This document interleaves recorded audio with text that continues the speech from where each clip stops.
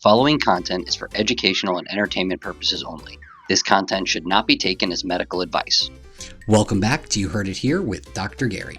This is earwax removal vlog number 128. In today's episode, we're going to take a look in one of our patients' ears who comes to see us every 3 to 4 months.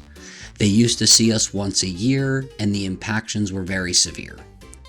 Because they don't want to deal with longer wax removals and a little bit of discomfort that can come if we have to really dig in the patient's ear, they want to be seen every few months. This patient truly does believe that an ounce of prevention is worth a pound of cure. I'm sure I butchered that saying, and somebody in the comments will call me out on it. If I did butcher it, let me know what the actual saying is. Alright, so you could see as we started to remove a little bit of that wax from the opening, now we have a clear view of the eardrum. What we're doing here is we're actually removing the wax that's stuck to the side of the ear canal wall. The reason it's important that we remove this wax is because if more wax gets in there, it kind of sticks together. So by giving this patient more of a clean slate, clearer ear canals, it's a better preventative measure. We have a great view of that eardrum.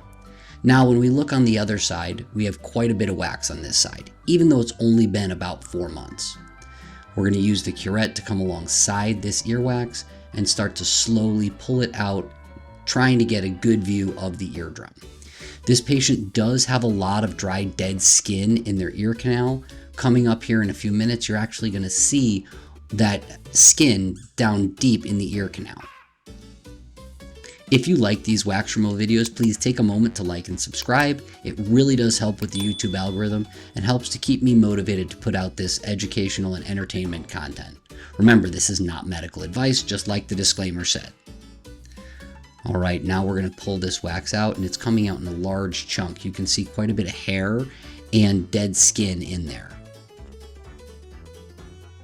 This patient was reporting a little bit of fullness in their ear on this particular side, and the other side really didn't feel too bad, but again, from experience with this patient, they knew that they needed to get both ears cleaned out.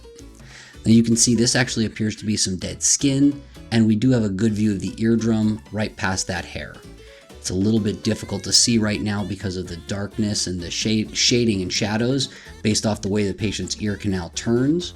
But once we get the wax out of the way, we can get the camera a little bit deeper and we'll get a better view. And that's coming out nicely. Excellent. Okay, as we look back down this ear canal, again, we're still getting that hair and wax. You can see that the wax is actually intertwined with the hair in this patient's ear. This is very common for them. This is all basically your standard removal that we put this patient through every 4 months. I wish there was a way that we could prevent it from building back up so quickly, but alas, this patient, whatever it is, be it their diet, genetics, has quite a bit of wax that gets produced every few months. And there's a view of the eardrum. You still see a little bit of hair down there, and this is a little bit of skin that's still attached. We're going to just do the best we can to remove this skin so that it doesn't build up and cause more of a wax buildup here in the future. There we go, we got it out of the way, and now we have a great view of the eardrum. This has been You Heard It Here with Dr. Gary. Thank you for watching. I look forward to seeing you in the next video.